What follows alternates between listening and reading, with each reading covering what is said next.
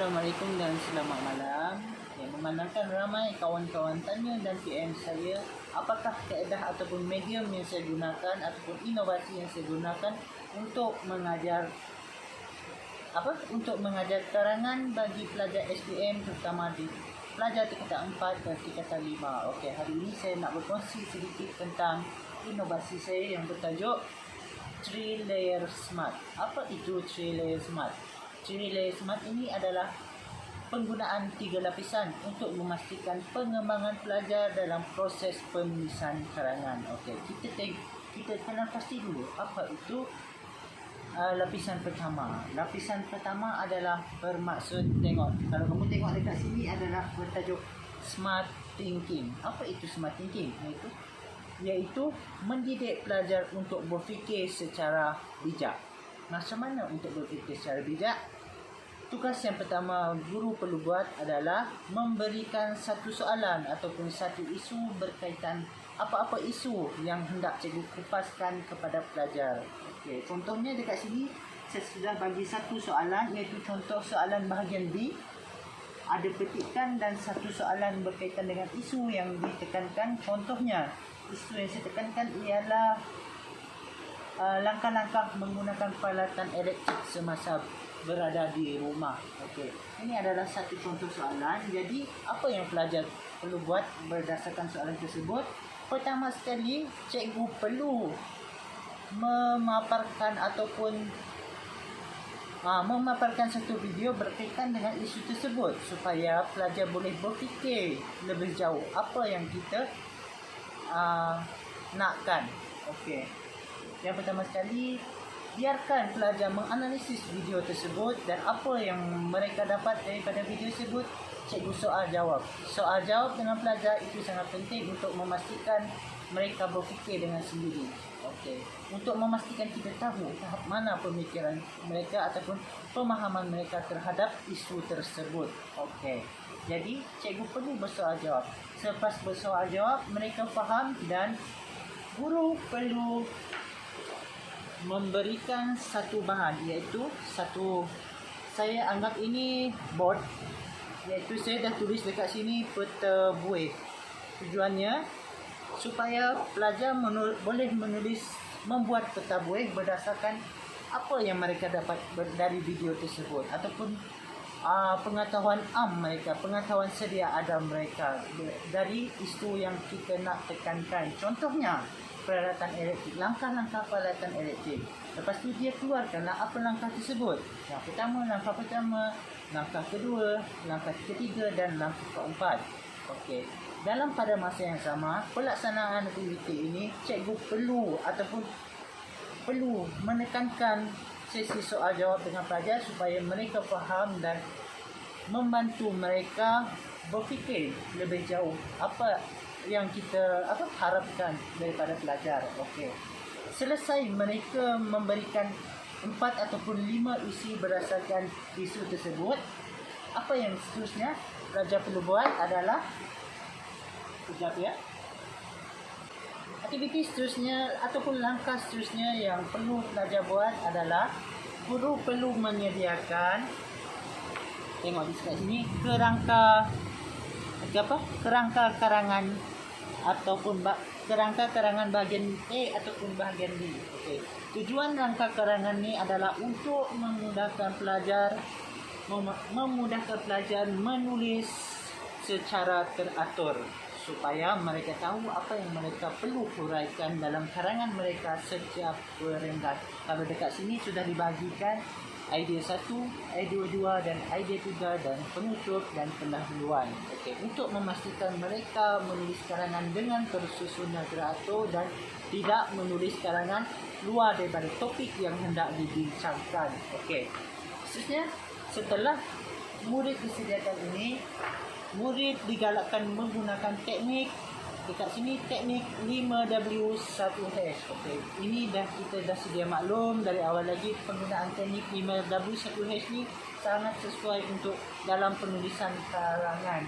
Okey, dekat sini apa yang perlu cikgu buat adalah cikgu perlu membimbing pelajar untuk mengisi rangka karangan ini, bersoal jawab dengan pelajar. Contohnya, langkah yang pertama untuk langkah penggunaan elektrik dengan betul di rumah adalah memastikan pemeriksaan secara berkala setiap bulan ataupun setiap minggu. Jadi dekat sini pelajar dah dapat satu isi. Bagaimana pemeriksaan tersebut?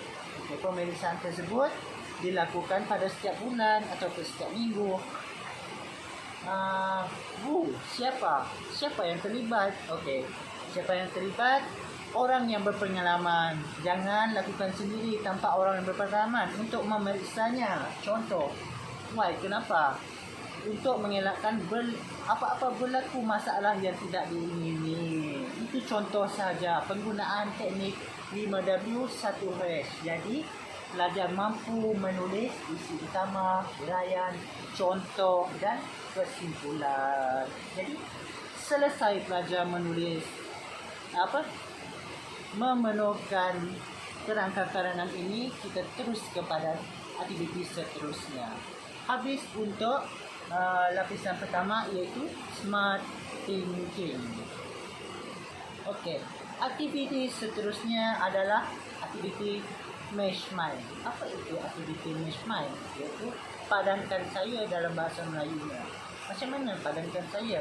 Sebelum itu, saya telah menyediakan karangan pasang siap dengan pelajar. Karangan pasang siap ini sangat membantu pelajar dalam penulisan karangan. Iaitu contohnya dekat sini. Sudah ada dinyatakan cara menghurai dan apa penanda wacana yang sesuai digunakan. Tugas pelajar adalah untuk menukarkan penanda wacana yang terdapat dalam karangan pasang siap ini dengan penggunaan penanda wacana lain. Apa kebaikan aktiviti ini adalah supaya pelajar menguasai penggunaan pelbagai jenis penanda wacana, iaitu mereka akan tahu banyak jenis penanda wacana yang boleh digunakan selain yang terdapat dalam ini. Macam mana dia orang akan menukarkan? Dekat sini cikgu-cikgu boleh tengok di setiap warna ni saya sudah tukarkan penanda wacana dalam setiap penggunaan warna yang berbeza. Kalau cikgu tengok dekat belakang ini sekejap.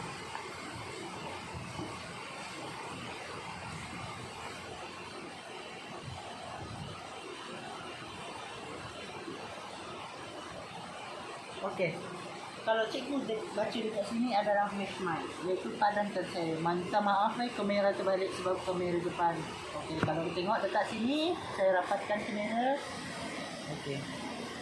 Cikgu-cikgu boleh tengok dekat sini saya sudah padankan ikut warna, iaitu warna merah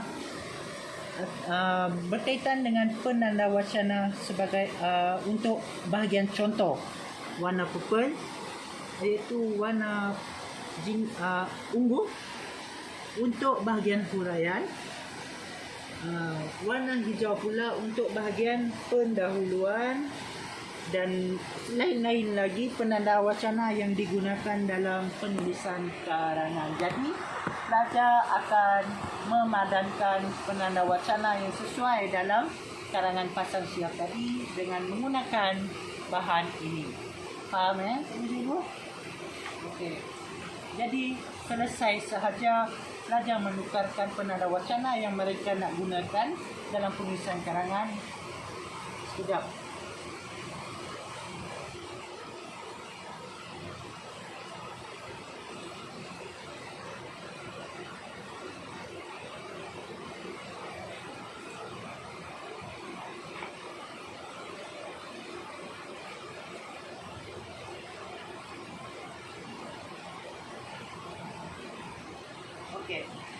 Dekat sini cikgu akan tengok.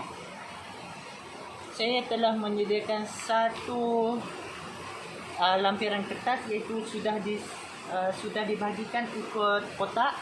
Jadi pelajar perlu menulis karangan penuh menggunakan karangan pasang siap dan menggunakan kerangka karangan yang mereka telah isikan yang mengandungi isi huraian, contoh dan kesimpulan. Di sini pelajar perlu menulis karangan penuh dari pendahuluan, isi pertama, kedua, ketiga, keempat dan yang terakhir adalah penutup. Jadi apa tujuan penggunaan pemisahan kotak ini? Okey, kita pergi kepada aktiviti seterusnya.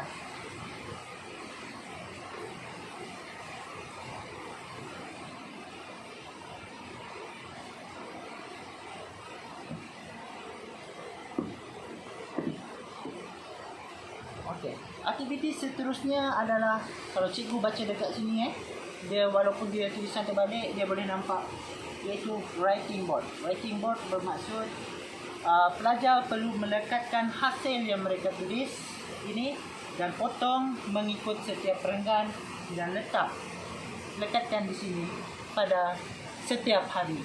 Contoh, satu hari adalah kalau kamu cikgu baca dekat sini, satu hari satu perenggan. Itu yang teknik aktiviti yang saya gunakan untuk pelajar yang lemah, iaitu pelajar perlu menulis pendahuluan pada hari ini dan lekatkan dekat sini dan cikgu menyemak sama-sama dengan pelajar pada hari tersebut dan mereka tahu apa masalah mereka dalam penulisan pendahuluan.